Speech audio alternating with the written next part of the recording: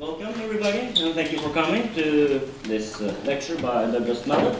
He's the CEO of Cybernetics Farm Systems, LLC, and was a former systems engineer on the NASA Space Shuttle program. Please give him a warm welcome.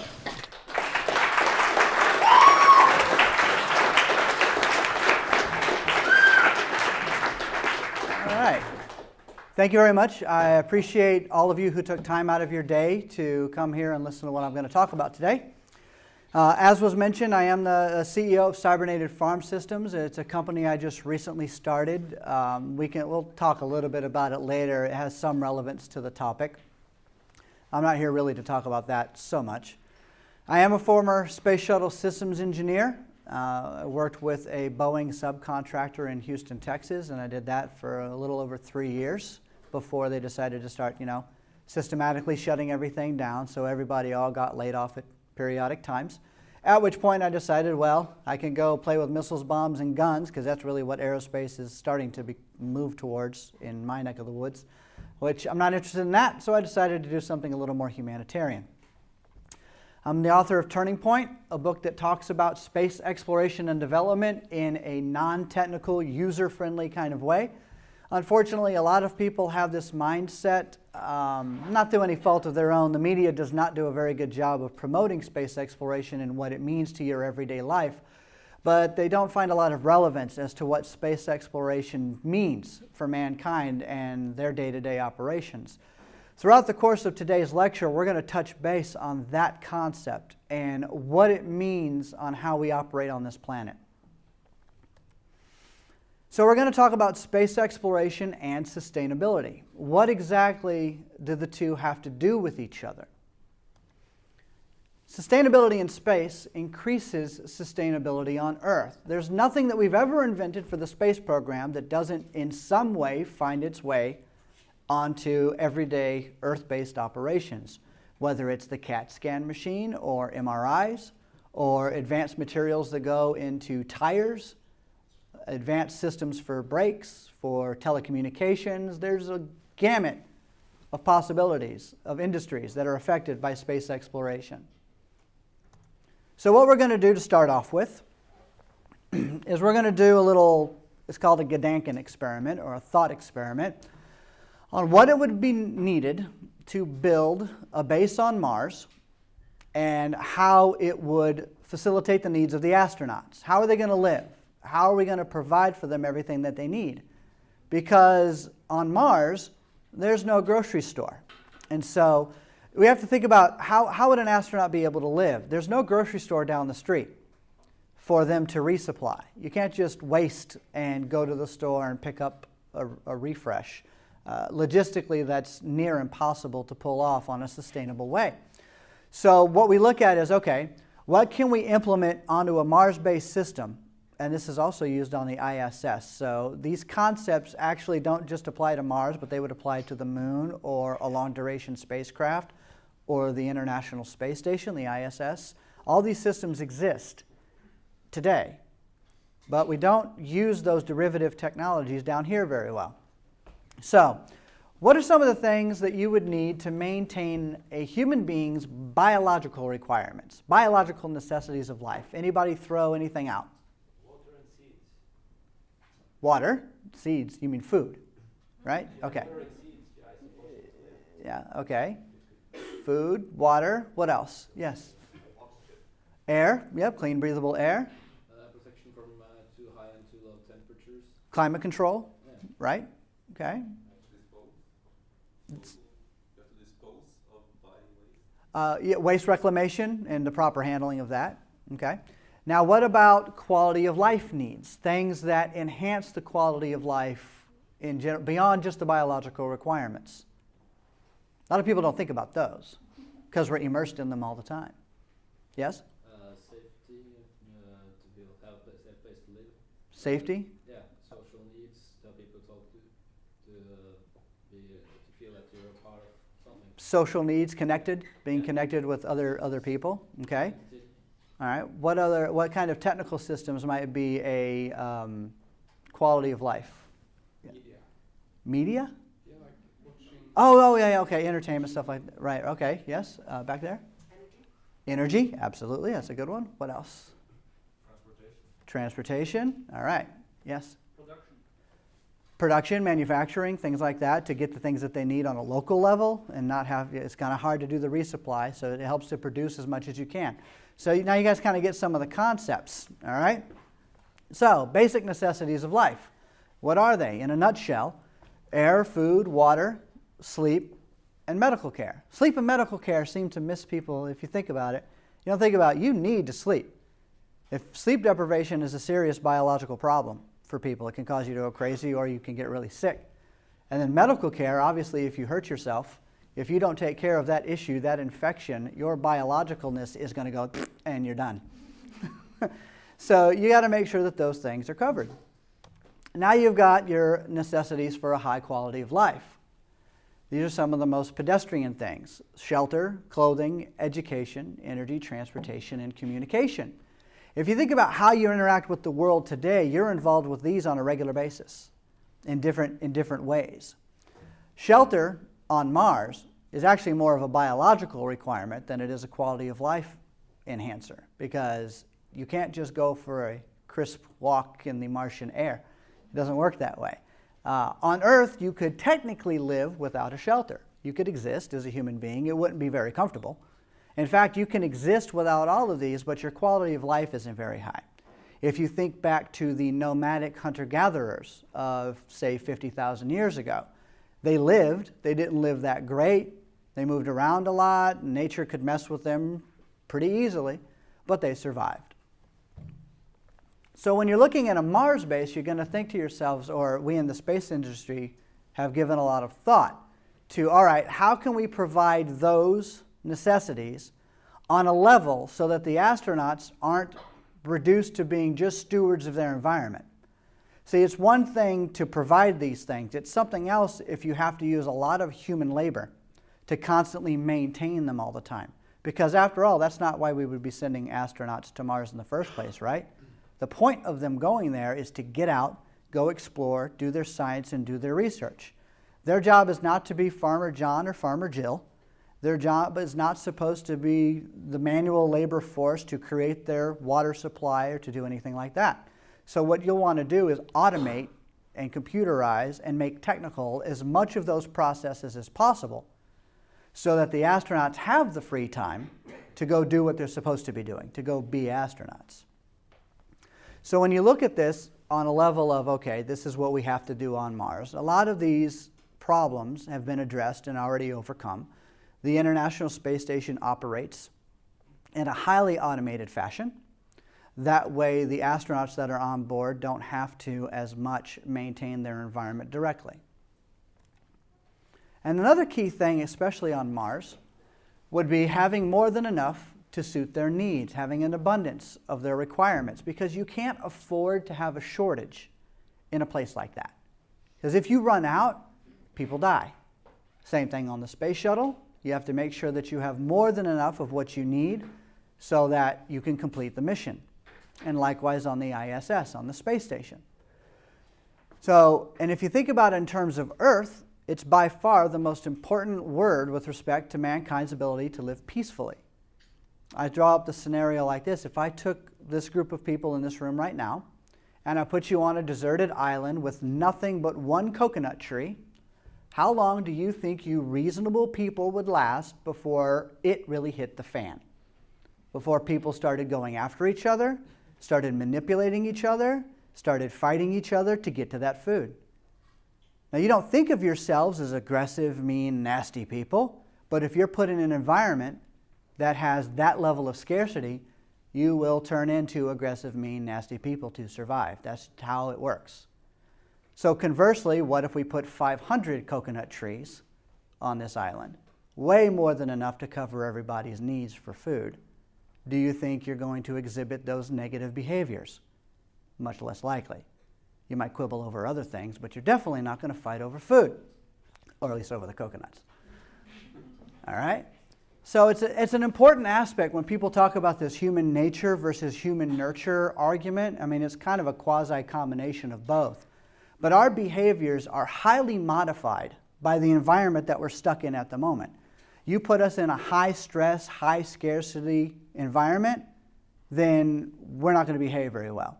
You put us in a more relaxed, low stress, more abundant environment for the things that we need, and we're less likely to exhibit these aberrant behaviors, these negative behaviors.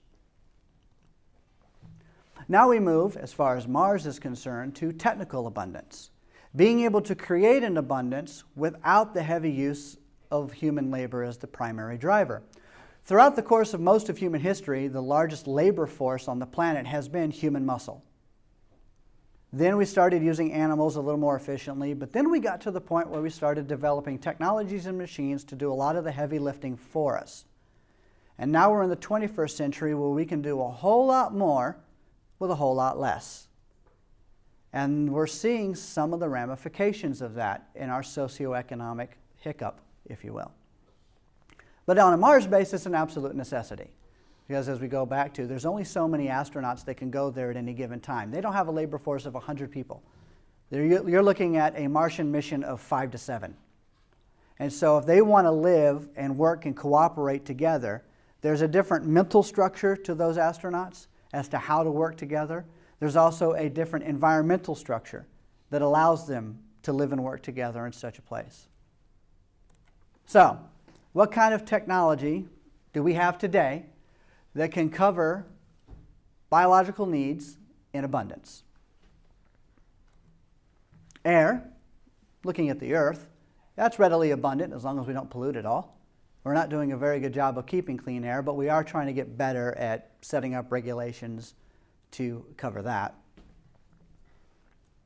Water, desalination plants, rain collecting systems, an example of which would be NASA's spin-off from 2008, a portable nanomesh. Basically, it's a water bottle with a filter built into it, and you can go to the nastiest mud hole in Africa, push through, and you'll get clean drinking water on the other end. And you can drink it right out of the same bottle you just dunked. Because the technology involved, and see, when people think technology, they're always thinking computers and bells and whistles and Star Trek. It doesn't always have to be that high tech. It can be as simple as a nanomesh material that allows you to get clean drinking water relatively easily. NASA creates these spin-off magazines every single year. They're online, they're free, and they show technological progress that either NASA directly invented to help people out for the consumer market, or they've helped companies develop technologies to a higher level using NASA know-how. Food. This goes slightly towards what I'm focusing on right now in my life. High-tech farming, aquaponic and hydroponic systems. Who here is familiar with aquaponics or hydroponics? Okay. For those who don't know, basically it's the ability to grow plants, vegetables, fruits and vegetables, things like that, without dirt, without soil. It's using a liquid-based platform, and the plants work just fine. It's already a proven existing technology. Imagine having such a robust system in a third world nation where the land is arid and dead.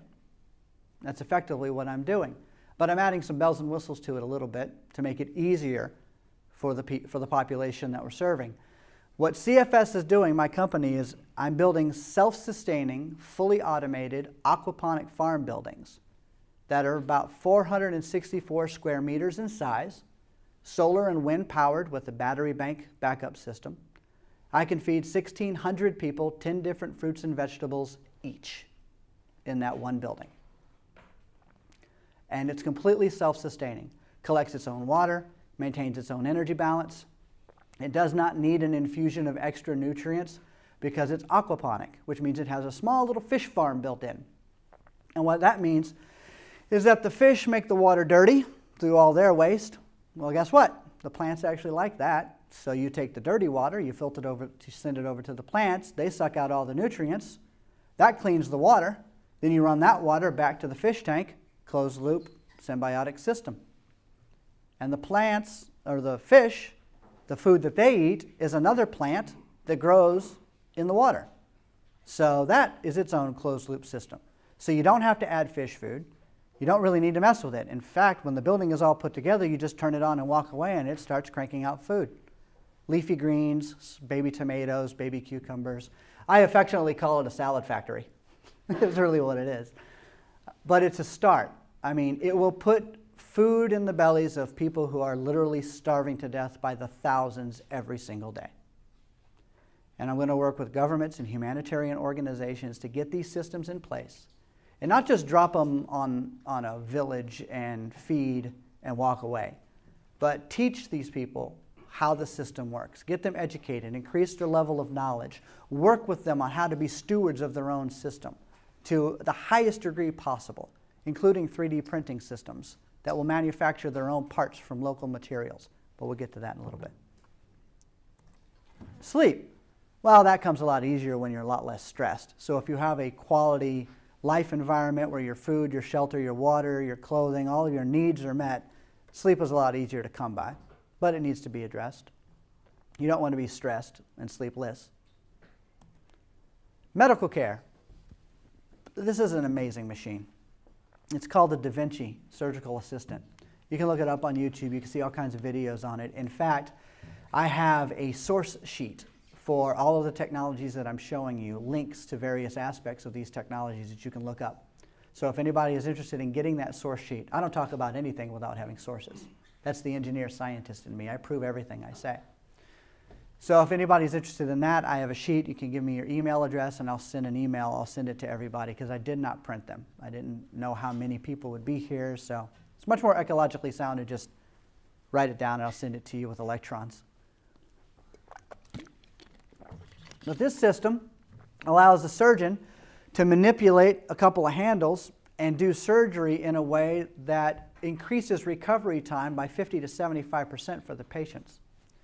The incisions for various medical terms that I don't even understand. They can do cardiac work, they can do lung work, they can do all kinds of work on the human body using this machine. And it basically is the ultimate assistant for the surgeon themselves. And it can be done remotely, where this system could be put in a village or a place where it's kind of hard to get doctors to or it's unrealistic. But we have telecommunication systems that are pretty amazing. I Skype with my wife pretty much every single day on this trip. So if we can do that, we can do this. Now what about technologies for quality of life? And what kind of things can we develop on this world to create an abundance of our quality of life needs? Shelter. I really got involved with contour crafting and got to know the man who developed the technology. He's a professor at the University of Southern California. And it really all started after the Haitian earthquake a couple of years ago. How many of you, I assume, are familiar with what happened in Haiti with the earthquake that basically demolished the vast majority of the country? Well, a lot of those people are still living in tents 2 years later. How dumb is that? We live in the 21st century and we can't swipe and rebuild faster than that? What's wrong with us? This is a robotic, self-erecting, fully automated system that can build a 2,000 square foot house, which would be, what, 200 square meters maybe? I'm terrible at the conversion in my head. It would be about probably a 200 square meter house in 24 hours. An entire house, including plumbing and electrical, because it has additional sidearms that can plumb and do the electrical as it goes.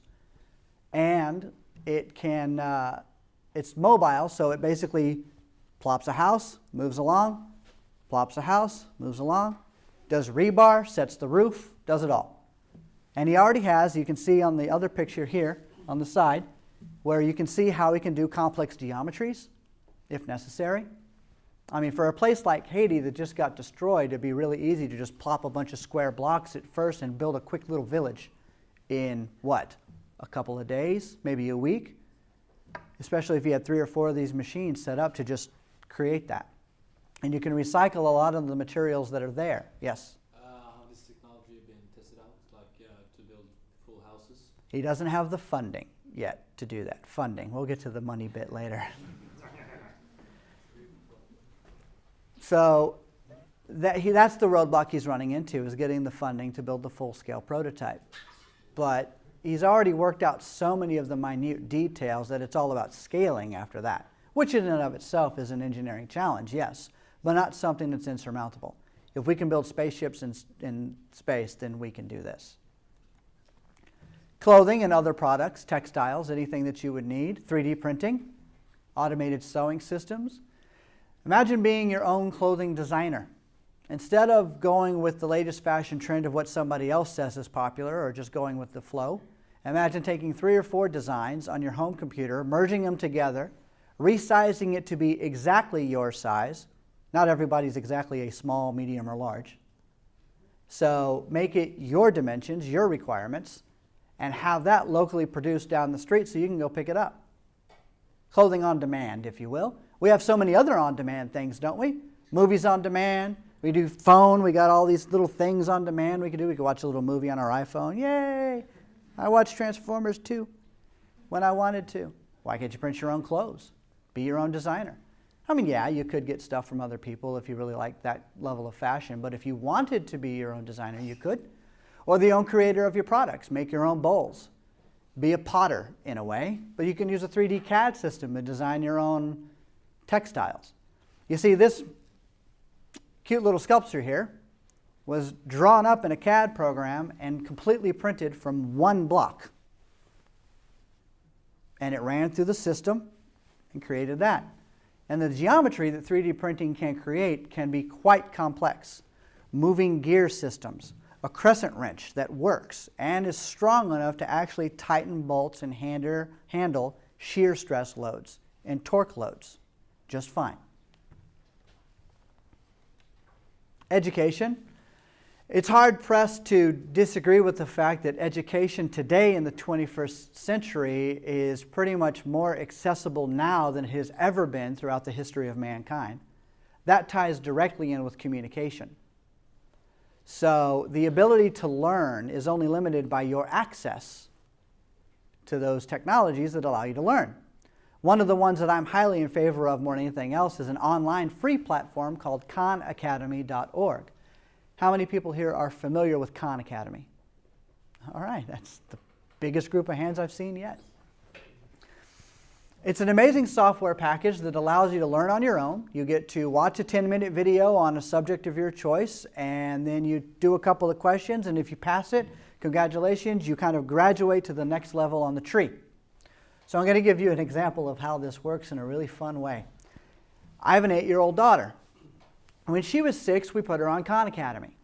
So it really wasn't too long. She just turned 8, so this really wasn't too long ago. She was about 6.5 at the time. So we got her on there to do some math, starting with the 1 + 1 is 2 and going through single-digit math, double-digit math, all on her own, self-directed. It just the daddy's orders were 30 minutes, go to Khan Academy, start there and just go for 30 minutes and I'll come and get you when you're done.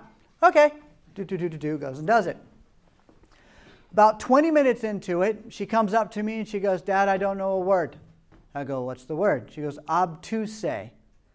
Obtuse. Obtuse, as in acute, obtuse, right angle, trigonometric identities, really? Yeah, that's exactly what she was doing. She had brought herself all the way down to the intro to trigonometric identities, angles, right angles. She had already passed degrees and radians, the lesson on degrees and radians. And she had moved. Did I have anything to do with that? Nope. It's amazing what kids will teach themselves if given the freedom to do so. And now the Khan Academy is being used in California with the school system. They've partnered together so that the students are kind of quasi-teachers of themselves. The teacher's more like a referee.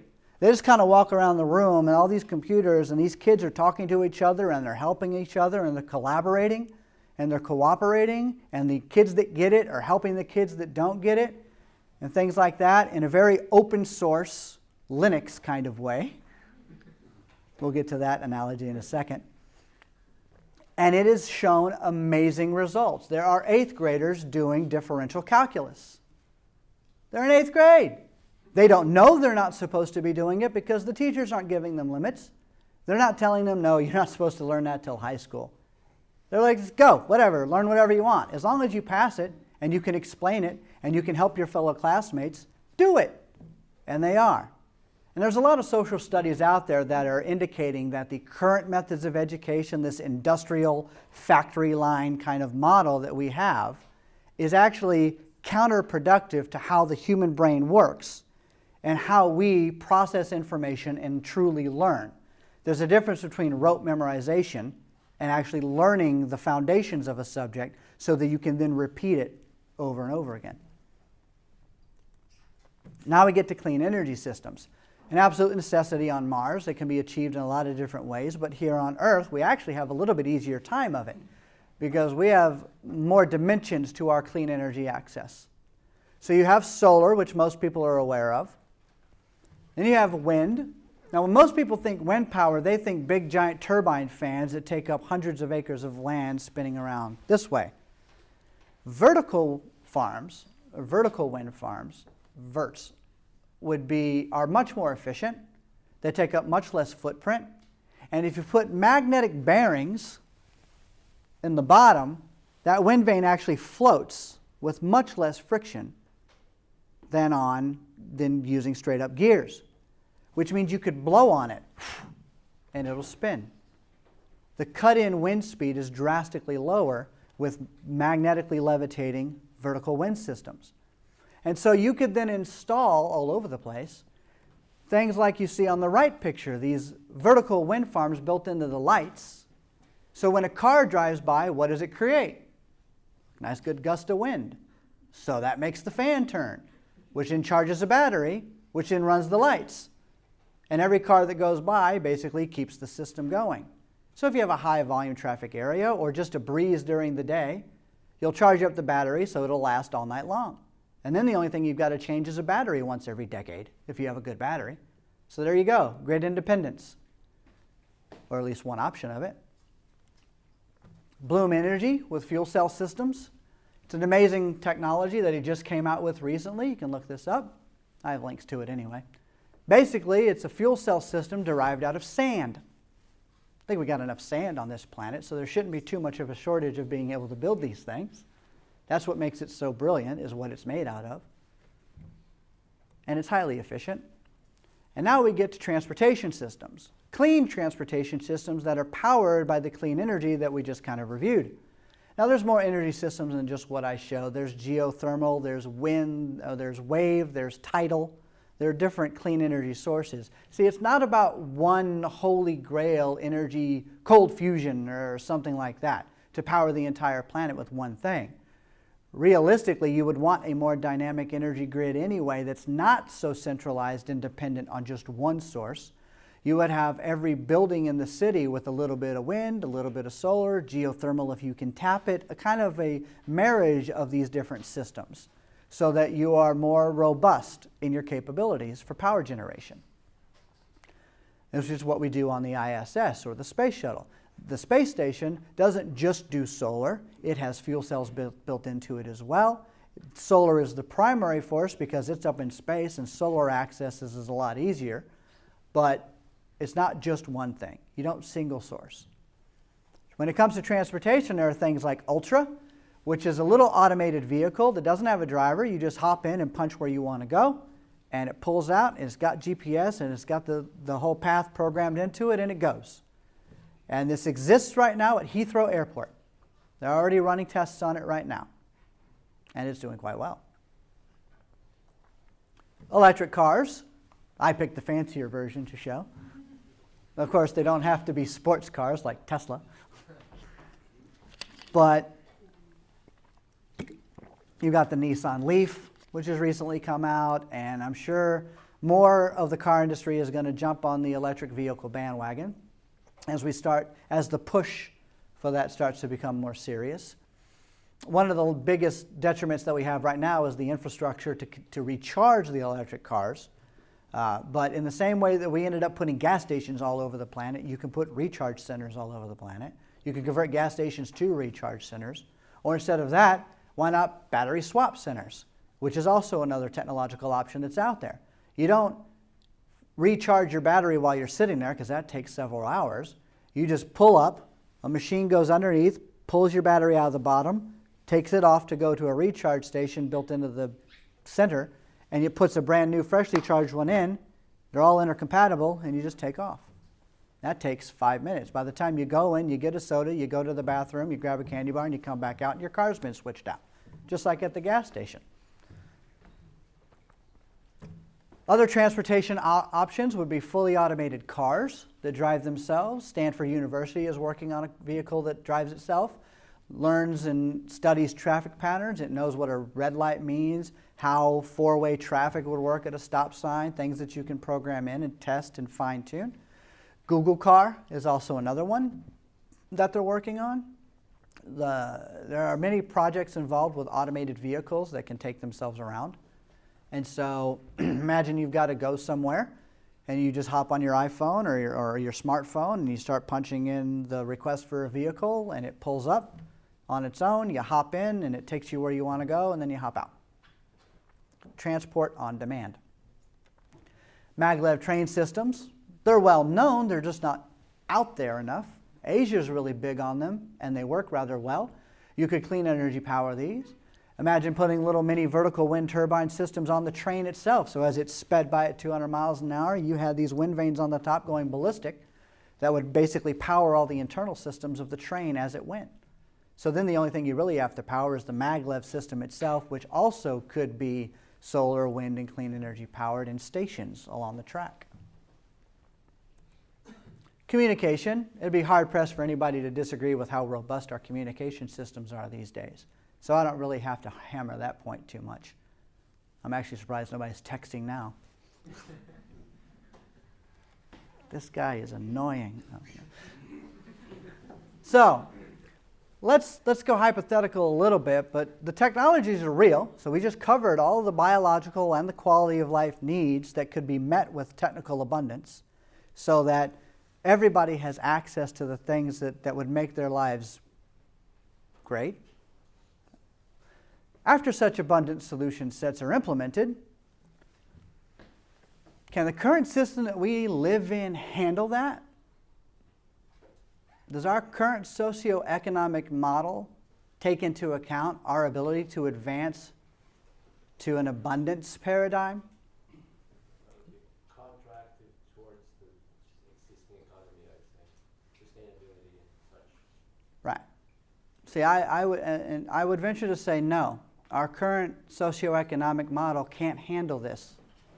And the reason why is because the current socioeconomic model could not have predicted the world that we're in now. People don't seem to realize that what we use as our modern form of economics is basically 200 to 300 years old and has been twisted and manipulated here and there over time. But it was designed, the root foundations of it were designed during a time and age where scarcity and deprivation and haves and have-nots were pretty much the dominant force on the planet. And the only way you could create anything was by people serving people. Other people had to do it. And you can go back thousands of years for the basic root systems of what markets were, what economics had been turned into. Even though by definition economics is supposed to be household management, the most efficient, sustainable way to handle the resources that you have at hand.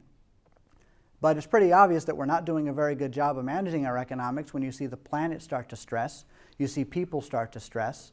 There are a lot of issues built into what we have now versus what we're capable of accomplishing. So we can do a now and need comparison and just think about these topics in that way. Right now we have a system based on scarcity, haves versus have-nots. Whether that scarcity is natural or artificial pretty much doesn't matter. Some people can manufacture scarcity by limiting the amount of a product in a market, thereby driving its value up artificially. Or a natural disaster could mess with the orange crop, so the orange value goes up, something like that. But what we need is a system based on technical abundance that can mitigate a lot of those negatives, prevent natural disasters from affecting crops by doing more climate-controlled systems, things like I'm doing with my buildings, where it doesn't matter if it's negative 10 degrees outside or 105. The building will still produce quality food at a nice temperature of about 72. What we have is a system based on inefficient human labor as the main driver of how we get things done, how people are paid, income, labor for income, things like that. But what we need is a system based on efficient technical labor as the main driver, because it's pretty obvious that the machines we've invented are way better than us at a lot of things. People don't put cars together by hand anymore. Why would you do that? It's not as efficient. And you can be a lot more safe, you can be a lot more accurate with technical systems. Now we're talking about dummy systems. We're not talking about AI, robot, computer, cyborg stuff here. That's a completely different topic. All right? We're talking about systems that don't think, they just do a particular assigned task. What we have now is a system based on cyclical consumption for constant growth. What we need is a system based on sustainability and balance. How many planet Earths do we have? So how can you cyclically consume and expect constant growth on a finite world? You either better find another planet, better find a way to get there real soon that you can live on, or you have to change what you're doing on the one and only world you've got, at the moment anyway. And if we don't, the planet's going to be fine.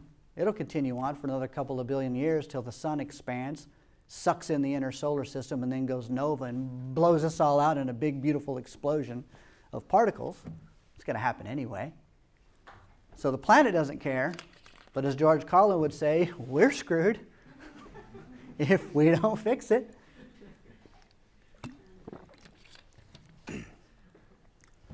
We have a system based on ownership and control. What we need is a system based on usership. I made that one up. And open, and it's difficult to say too. I'm going to change the word. I'll figure it out later. And open access. Okay? So where did ownership come from? Well, it makes sense if you go back several hundred years to the notion of agriculture. I mean, if you go back even further in time, we didn't have that hiccup. We didn't have ownership as a prime requirement. Nomadic hunter-gatherers didn't care about owning anything. They moved too much. They were in smaller groups that just went down the river. They didn't stay anywhere. They kind of did what they had to in that zone. When the plants and the foliage couldn't eat anything anymore or the hunting was gone, they would move down into a different location. So they didn't really own the land. They used the land. They were usership. They just got what they needed. That was natural abundance. Not a whole lot of people, big old giant planet. So it worked out well in that paradigm. But as we got more advanced and population began to grow, and really it grew a lot when we had the agricultural revolution, now you had land that you had to cultivate. So now I got to put a fence around that land so I can protect it from somebody else coming in and taking control or trying to mess with all the hard work that I put into it. And so now that I've got this land that I've got to protect, I can't always do it myself, so maybe I should hire a couple of guys to do it for me, and I'll pay them with food, but I'll give them some clubs. So now we got the police and the military starting to come into effect. So if you start looking at how all these systems propagate themselves, that's where you get the kind of world that we have today. Mine, I own it, I'm going to protect it, and if you try to take it, I'm going to whack you over the head with a club. Or shoot a missile at you, or whatever. Right? 21st century version of club. But think about this in terms of usership. Do you want to own a car? Do you need to own a car? Or do you just need on-demand access to transportation to go where you want, when you want? Anybody who lives in a city that has a good public transportation system, like Oslo or Stockholm, where I just recently was a couple of days ago, there are a lot of people, or Manhattan in New York, who don't own cars at all. And they haven't owned cars for years. I've got a friend who lives in New York and hasn't had a car for over 5 years. Why? Don't need one. You can go anywhere you want, whenever you want. The mass transit system is pretty good. It's not as clean or efficient as it could be if you put in maglev system, automated vehicles, share cars, things like that. But it's not bad, so people don't need cars. What you would need a car for is if you're going to a remote area. But could you not maybe check out a car like you would check out a vehicle or check out a book at a library? check out a vehicle, use it for when you need it, and bring it back. Have the respect and understanding, the proper educational foundation to understand that that vehicle is everybody's to use, just like the library book would be. Do you grab the library book and then go home and use it in the fireplace? No, because you've been taught to respect the book and other people can read it and enjoy it. Same idea with the vehicles or other commodities that we think we need to own. Statistical fact, a car sits and does nothing for 80% of its life. It's parked. If you look at how many hours a day you actually drive versus how many hours a day it sits, it's about 20 to 25% of the time that you actually use it. Yet you spend how much money on a car? Like in America, you're averaging $30,000, $20,000 to $30,000 for a big complex piece of machinery that you drive 25% of the time. Don't you think that's kind of a waste of resources? A waste of potential for that vehicle? Something to think about. What we have now is a system based on outdated, multi-century old ideologies and institutions. What we need is a system based on forward-thinking adaptation and emergence. We're always getting more data, more knowledge. Let's see. First, the Earth is flat. Yes, it is. I can see that it's flat. It's flat. You go, you're going to fall off. Do a little scientific analysis. Okay, maybe not so flat. New data, new way of thinking about how we work in the world. Okay, different behavioral adjustment shift. No way we're ever going to go in space. Are you kidding me? First of all, that looks flat too. I mean, you just see stuff move around a little bit, but no, that's never going to happen. Forget it. And touchdown. Tranquility Base. Now we're on the moon. And now we're in space on a regular basis. Okay, forget that old data point, absorb the new data point, change our way of thinking, and move forward. Now, you could probably go through 100 different scenarios like that of what we thought was one thing and we behaved a certain way. And then we got new data, we adjusted, and we moved on.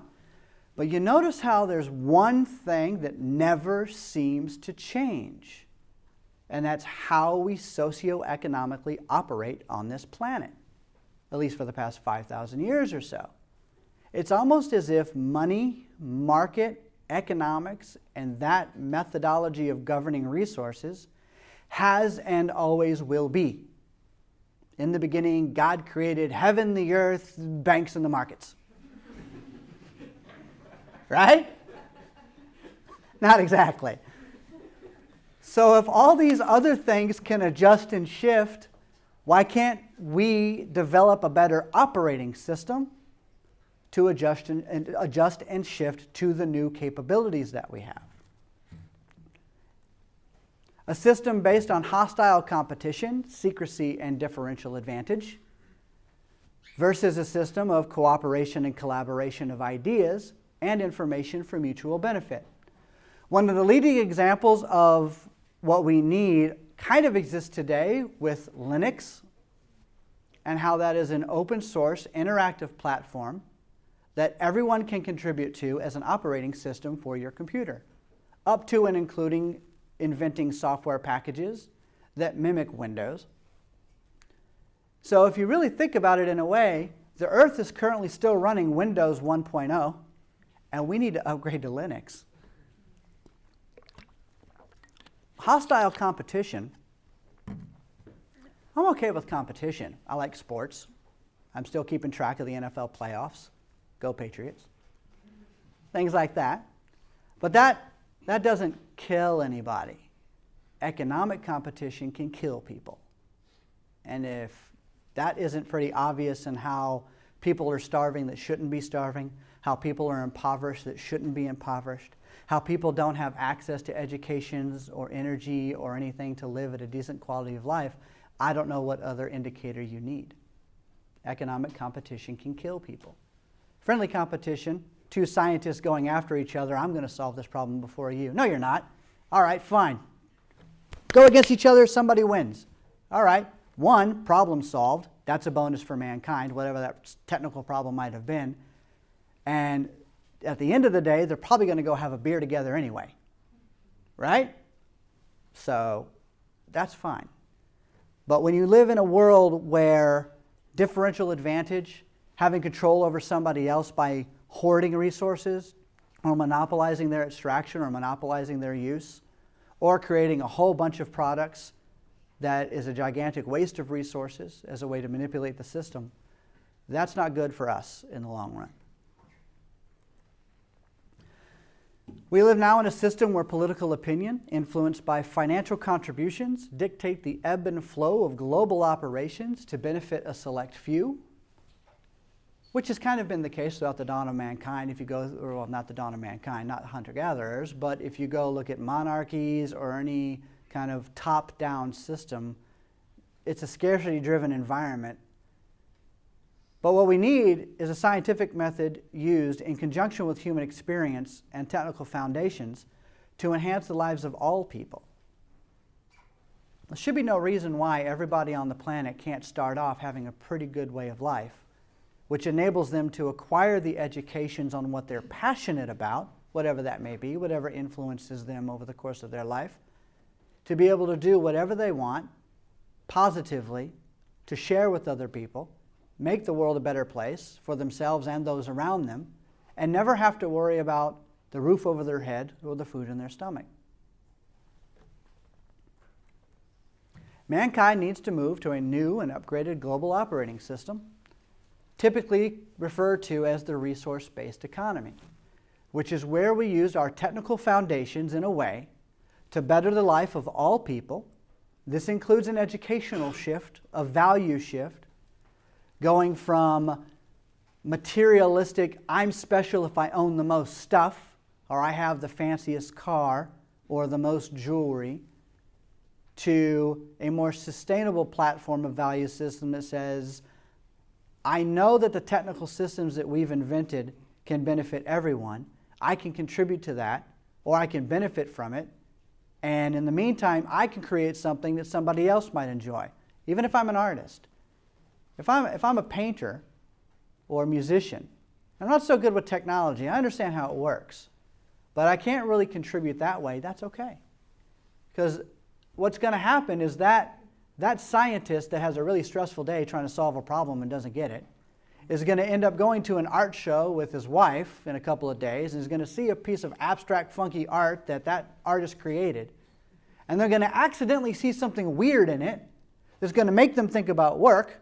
And they're going to go, oh crap, why didn't I think about that? And the next day they're going to go back to work and they're going to end up solving the problem.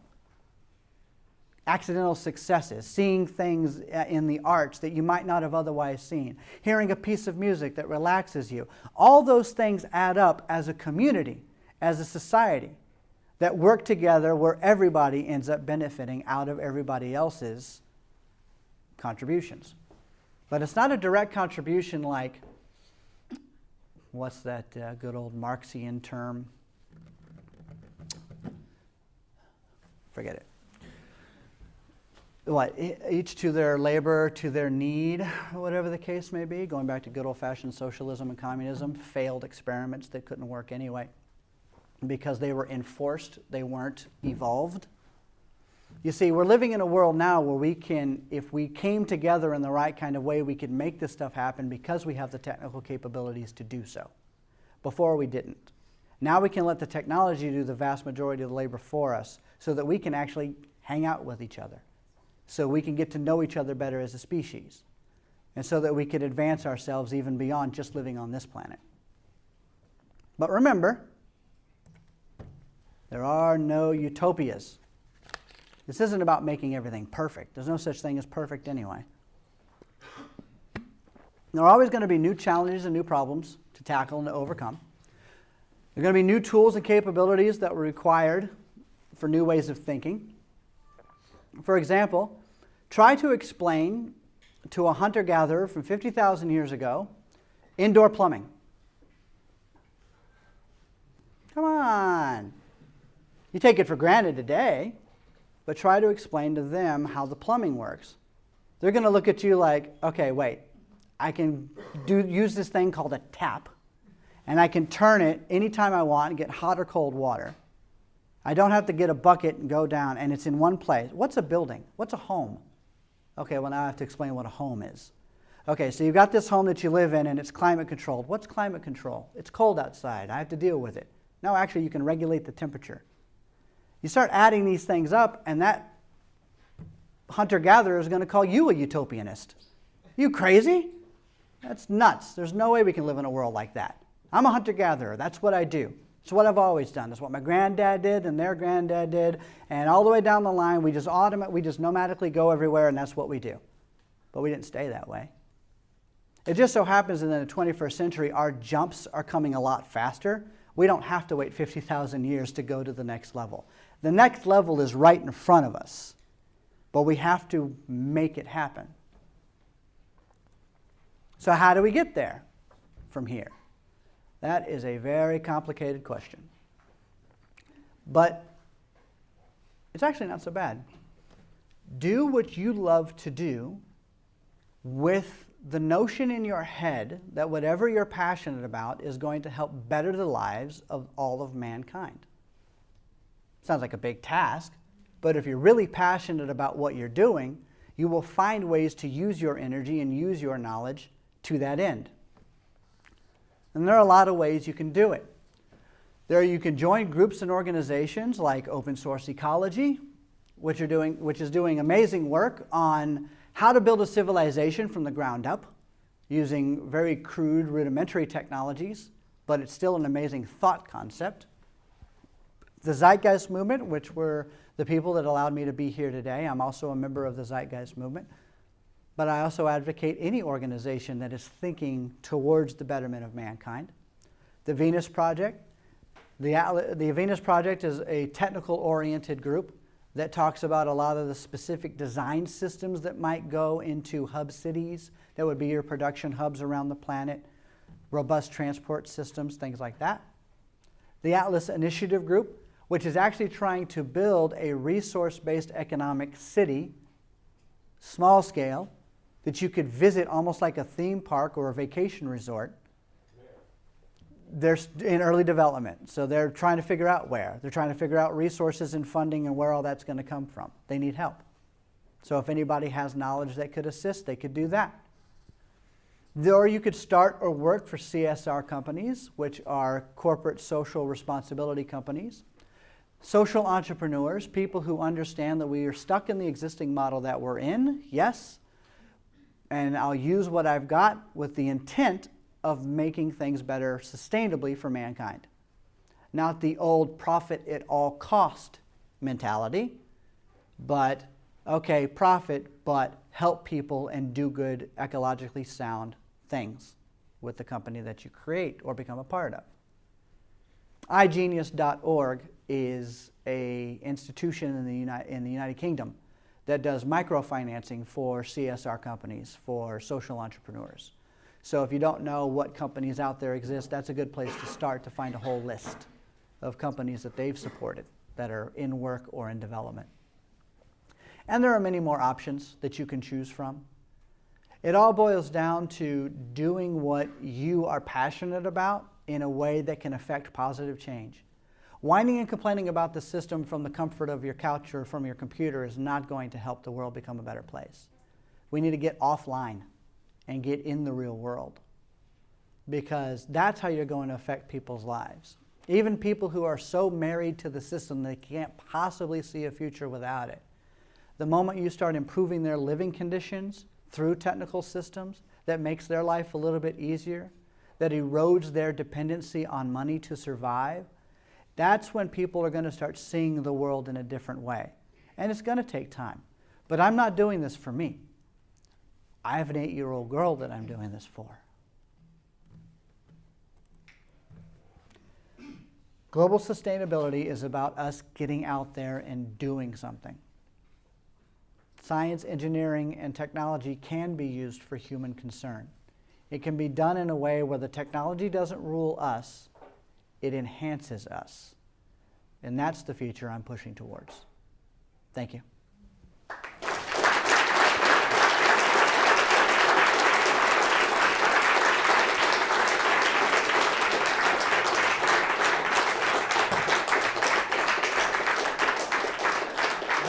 Thank you. I'll do some questions. I'll do some questions. Yeah. All right. Who wants to party tonight? I've partied in every city. I've tried to experience the nightlife in every city I've had the pleasure of visiting. So maybe we can make something of this bottle. All right. Questions? I'm sure probably a few. There's got to be. Yes, sir. Is the Soros Foundation, is that a part of this CRA? Is what? Soros I Foundation? don't know what that is. The Soros Foundation? I have no. Oh, Soros. Yeah. Is that what you mean, Soros? Soros. I don't know. That's kind of a slippery slope. A lot of you've got people who think New World Order, crazy rich people trying to take over everyone, and then you've got, actually he's doing some pretty good stuff in the world, people. So I don't. If Well, the he's long, one of the guys who rules the world. yeah, well, Manipulate it. manipulate the world. Yes, I think those are the people that have played the game the best, the way by the rules that are put in front of them. I don't necessarily consider the wealthy elite to be some nefarious, evil organization. I don't believe in conspiracy theories and all that stuff. I believe any and all organizations can be put to good use if the right people get involved to make things happen in the right way. What it basically, it's kind of a negative word, but infiltration, getting in there and changing the way people think and using those resources and that influence for the betterment of all mankind is a direction we should be heading, and not ostracizing. Well, he's considered as a philanthrope, Yes, but he's still doing the opposite. yes, I know, and so that's okay. Use the philanthropic aspect to our greatest advantage. Do whatever can be done to use that for the betterment of mankind. Eventually, we're going to run into a crossroads. We either fix what we're doing and become more sustainable on this planet, or we snuff it, one or the other, because it's not going to be very pretty if we continue doing what we're doing. He's just an example. Right, I agree. You, after class. Yes. By the late transformation of society, what type of work will the city remain? Now, what would people do with themselves? Yes, okay. Try to get out of the box of thinking of the limits of current employment and think about what future employments might exist that aren't even there yet. I mean, go back 50 years and try to explain what IT is, information technology, right? And so that new jobs will manifest. But think about this. When you don't have restrictions of a lot of money and political influence restricting advancements of certain sectors, you could have underwater cities that you can do all kinds of oceanographic research. You could have floating cities that would go around in the oceans and do all kinds of research there. You could have a much more robust space platform, space stations, moon bases, so you could go up and literally go live on the moon. When you start removing a lot of those restrictions, the potentials out there are vast. But it's also about not having to work 40 hours a week. Maybe you work 20 hours a week. Maybe you work 10.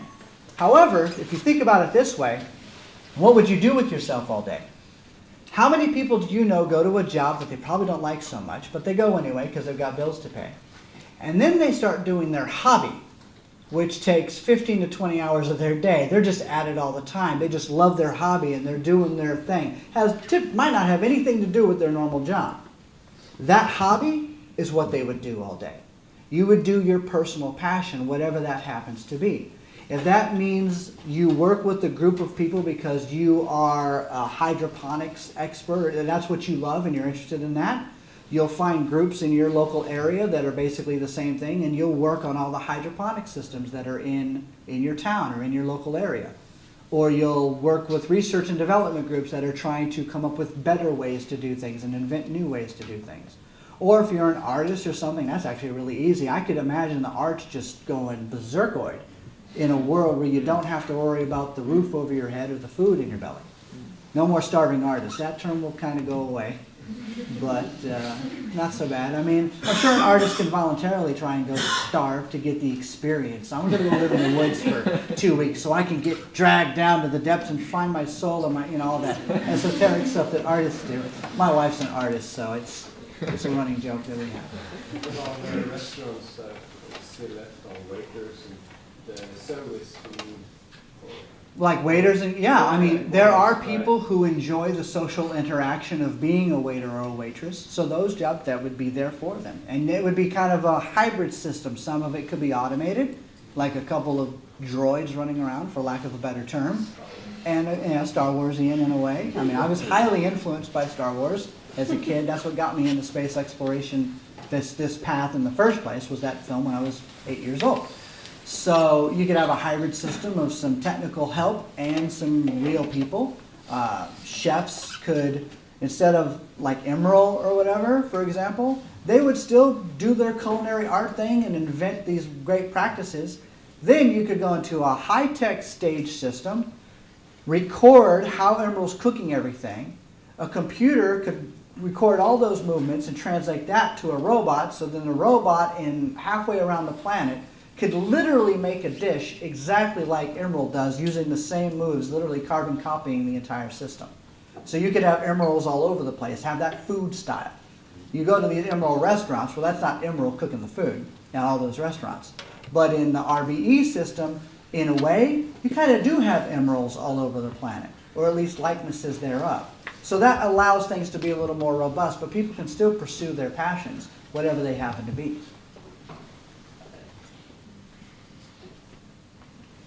So, what is the biggest obstacle, you think, for making these sketches that you've shown into reality? Getting past the self-imposed roadblocks of what we can and can't do. A lot of people just don't think certain advancements like that or like this are possible. It's also a value set change.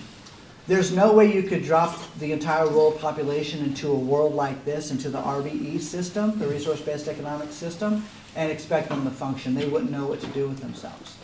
That level of automation, that level of freedom, that thinking of, no, I've got to go to work, I've got to pay the bills, you know, that's what I've got to do, although they say they're free.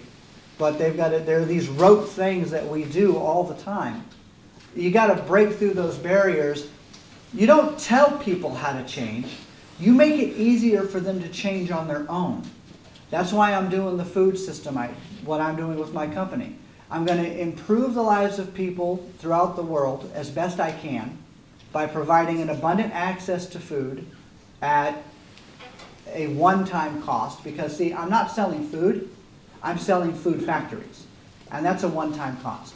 You buy into it once, and now you have access to that building for the rest of your life. So that's a constant food supply.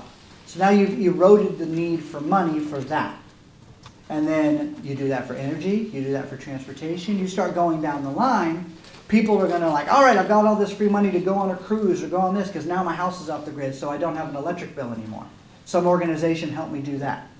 And so you start doing this all over the place, and then people are going to have really fat wallets with a whole lot of money and not a whole lot of bills. And eventually the light bulb's going to go off and be like, what do I need all this paper for? I mean, I've got all these technical systems have improved my life so that now I have all this money and I can do what I like, but I don't have all these bills. Then after that, it's just do the rest, and it'll follow. What about the economic system? You mean Because a lot of these things that you have been talking about today, they are not profitable. I know. And nobody wants to invest in it because you don't get Right. the profit. You play the game by the rules that exist for the sake of profit, but you do it in a way so that your product is sustainable. So it might have short-term rewards, sure, but in the long run, you know what the end goal is. And so that's where the erosion of the system, the changing of the thinking of people comes into play. Yes, your investors are going to get their 7-year ROI, their return on investment, and they're going to be happy and they're going to be done, and you're going to still have your company, and you're still going to be doing good, and you're still going to be improving the world, and you're still going to be creating sustainable systems. And you start getting organizations and entities and companies like that all over the place, and that's going to start manifesting a serious change within the existing system. You've got to use what you're stuck in. But then the economic system today, What about it? well, it doesn't allow investing in things like sustainable Yes, it does. There are institutions out there. There are philanthropists, like you talked about, not necessarily Soros, but there are others out there. There are avenues that you can go through. I mean, I wouldn't have been able to start my company if there weren't people out there to invest in what I'm doing. So they exist. You just got to find them. Now the footwork's a little bit harder, but nobody ever said this was going to be easy. Back to the economic system, the interest system. Yeah. That's the key here. Yeah, it's a broken idea too. An interest manufactured out of nothing from a finite money supply is kind of an interesting concept. You don't print the interest money, you only print the base of the principal. Making money out of nothing. Yeah, making money out, that's one of the inherent problems of the system, but there's nothing you can do about that. It's not about, you can't erode the economic model as it sits by trying to attack the economic model. You make the current system obsolete by bringing about a better, more improved system. And so you just bypass all, yeah, those are issues we're going to have to deal with, but if you're creating sustainable systems that help people, you end up mitigating that anyway because their dependency on money in the first place goes down. Don't you think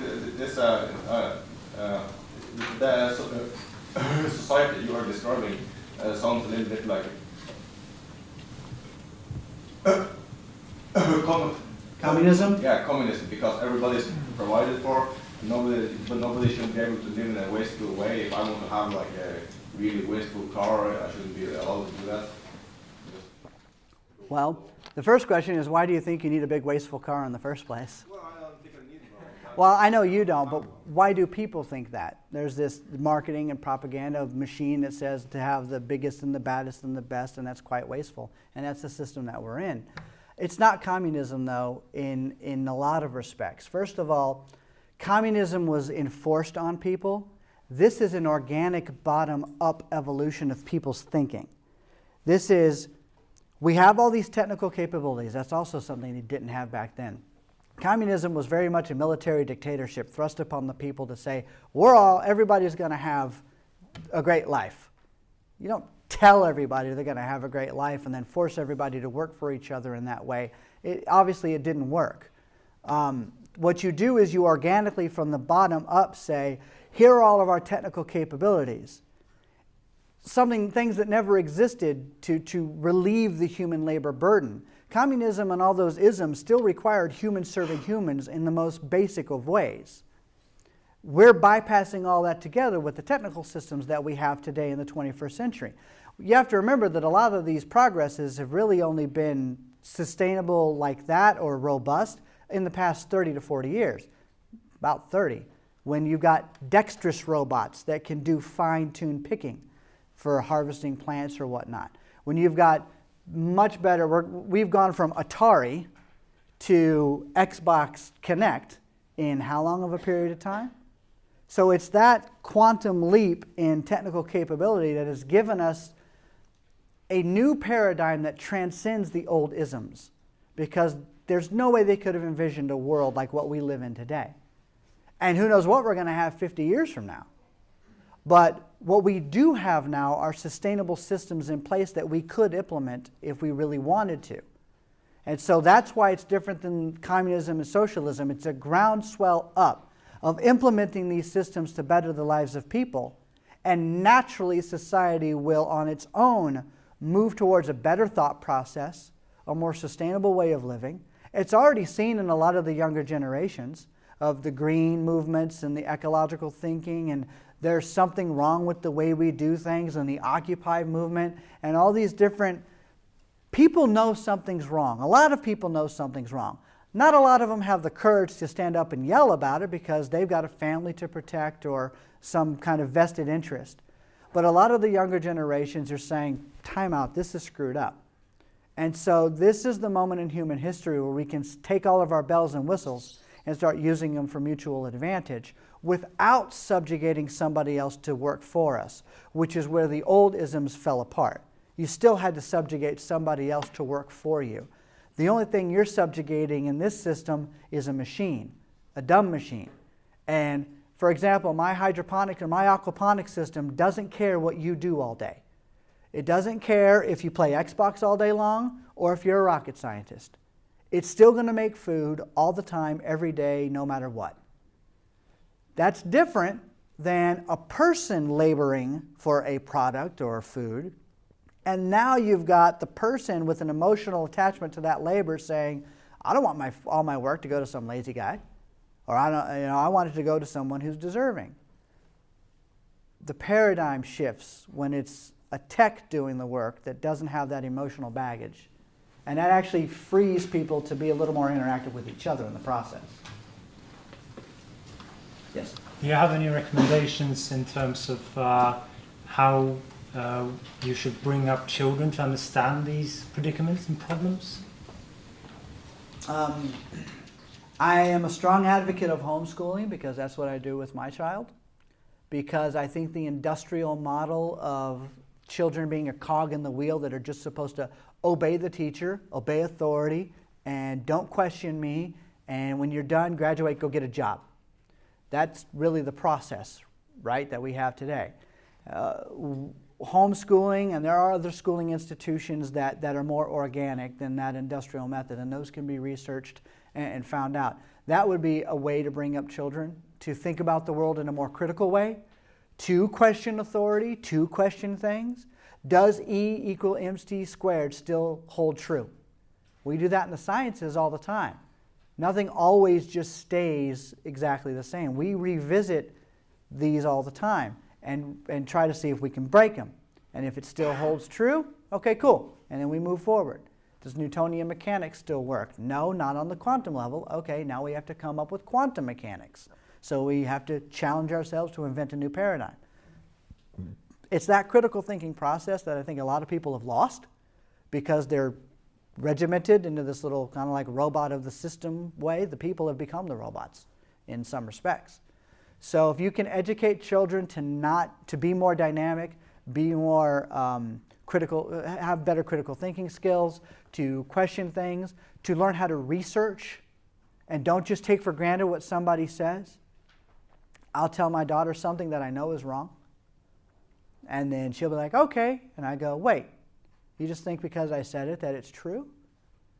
And she's like, well, yeah, you're my dad. I go, that doesn't matter. Just because I'm the authority figure doesn't necessarily mean that I'm giving you the right information. Go look it up. Go to Google. Go to the library. Well, kind of hard for an 8-year-old to go to the library, but go research it. Am I right? Tell me if I'm right. And if I'm wrong, tell me I'm wrong. And show me. No, Dad, this is what... She's getting a lot better at that now, by the way. Which is good. It gets her in a different state of mind. And then, of course, there's the obvious ones of recycle, reuse, reduce waste. How you live your life at home is how your children are going to end up living their lives in the future anyway. And so you get a lot of those base practices built in right off the get-go, and that's how it would happen. Yeah. So you have this term, this getting off the grid Right. term. Is that something that you've thought about? It wasn't on the list of to-dos, but... Right, and yeah, it's a lot of those.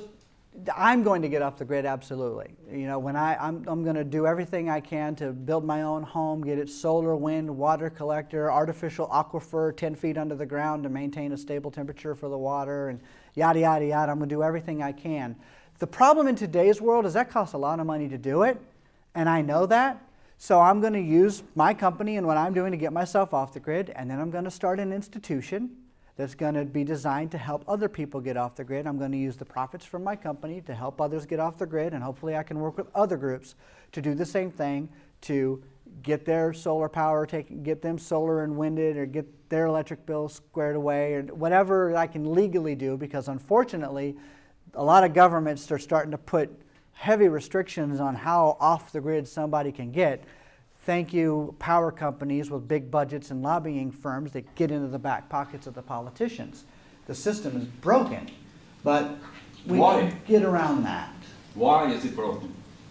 For what I just said, the influences and power of money can affect the politicians that are Right. supposed to be making the rules Right. for our betterment. Money. Yeah, And well, what's money today? it's an amorphous blob of nonsense. No, it includes interests. Well, That's that's the key thing here. It's a key thing. The interest. true. That's making money out of nothing. True. I That's a know. very old tradition. And it's outdated. Agreed. The whole system's out So there. if you abandon the interest in the money system, it will be much easier to implement these ideas today, to start today, because this might take 150 years. As soon as you write up a paper on exactly how we can do that, I'll read it. Yeah, you can do it if you abandon the interest from the money system. Right. Any other questions? Yes. This is important. To start this model for aquaponics, hydroponics. So, I say again, I'm sorry, I missed the beginning. How long did it take you to write like this final model? in Oh, terms of oh. energy efficiency and I'm in phase 1 operations right now. I literally just put everything together and got all the parts 3 days before I left on this trip. This company's brand new, I just started it. I've already done a year's worth of research and writing up, doing schematics and drawings and things like that as far as blueprinting is concerned, the engineering side of it. Now it's the proof and development phase, the research and development phase. So right now I'm developing a low power grow light system because you can't be off the grid. It can't be solar wind powered if you have 200 grow chambers at 250 watt bulbs apiece. That would be highly energy intensive. Can't do it very well. So I've developed a low power lighting system that I'm testing, and then that should be done in about a month or two. I'll know its viability. Then I go to phase 2, which is prototype development. That is actually not that difficult since all these technical systems exist. We're just systems engineering. We're putting it together in a way, setting up the programs and getting all the bells and whistles squared away. Then once that's done, we can be off and running on production scale. So I'm looking at 12 months or less to have these systems ready to go. And then we construct it on demand. It's not like I'm going to have a warehouse of a bunch of parts. When a country wants something, I'll order it, then we'll ship it there, we'll build it on site, things like that. That's how it's going to work. I don't think this thing lights me. Off. No, that'll turn off the lights. Forget it. Anyway. Yes? Yeah, I'm curious about the 3D printing machine. Okay. What kind of materials will the machine be using in order to create items and the buildings and so on? The most recent thing that I've seen, and I'm not a 3D printing expert, but recently, as in a couple of days ago, it was a news video on YouTube, I think you could look it up actually, where they use a powder resin. It's a powder, and they literally, it's almost, think of it like inkjet, but they use this powder resin to create a crescent wrench. They scan the crescent wrench in the computer, and then it goes and prints it with the working wheel and everything, and he uses it and turns a bolt, but it's made out of powder resin. I don't know exactly what that's made of or how that works, but you could also carve stuff using a 3D lathe or whatever that'll move the objects around and can create a part or something to that effect out of a smaller system. And then there's the RepRap. That's another, you could look up RepRap, and that's a system that you can actually use a RepRap to build another RepRap. And then it can build other parts, so it's like a self-replicating, device where you can build other parts, and they're small and they can go in your house, and you can make simple things out of that. But I'm not a 3D printing expert, but I know it's a technology that is advancing tremendously fast. Yes. I think it's actually just a regular plaster, and they just coat it with some hardening glue or something like that. Okay. So harden Sure. on the surface. It's something to research. In some kind of plastic as well. Yeah. With base or Right. And just adding to this, most 3D printers today use the same substance that you have in Lego blocks. So as part of the Lego block, that's you can get that out of 3D printer. I had a question as well. Going back to the idea of how to get there from here, how do you deal with the issue of land ownership? I mean, just the concept of it. I mean, I see how you can take a few steps right now and sort of make a city, and then just in a way compete and then say, well, do you want to live in that city with pollution and sort of the way it is, or you want to live in super modern city of the future where everybody's happy? And I think that would certainly expand the project. But at one point, you're going to have to say, okay, private ownership or state ownership of land needs to needs to stop. And that will happen. I can't predict the future, but I think the public will be the driver of that one. When they start seeing how life can be better with a less ownership model where they've got to control and own everything, then you're going to look at a scenario where people might say, you know what, go ahead and let's use my land for that. Let's put some aquaponic farms on here, or let's put a little solar collector facility over here because I know that's going to feed me, that's going to help me. It's a mindset change. You can't force that on people because they're going to resist being told what to do. But if you can get those cities built and you can start helping people live a different way, you will change the way they think about themselves and the world and how they interact with others. But Rome wasn't built in a day. But it's really going to take the public to swell up and say, you know what, we need to change how we do things. And private property might be the last thing to go. It might go really early. I have no idea. I can't predict that. But what I do know is we have the technical systems today to save a lot of lives and to make life better for a lot of people. And that should be our initial focus. And then as we proceed further, we'll tackle other hurdles as they come. But if we try to think about the big picture too much, it can seem rather daunting to try and figure out how you're going to change the entire planet and every human being, the wealthy elites down to the corrupt politicians, down to the drug warlords, down to the poor person in the street. That becomes daunting. Try not to do that. You'll drive yourself nuts. Okay, I think we've been here a while. So I really want to thank everybody for your time. Thank you for coming out. If you want the source sheet for some of the information here, come down to the front and you can fill out a pad with your email address and I will send it to everybody. Thank you.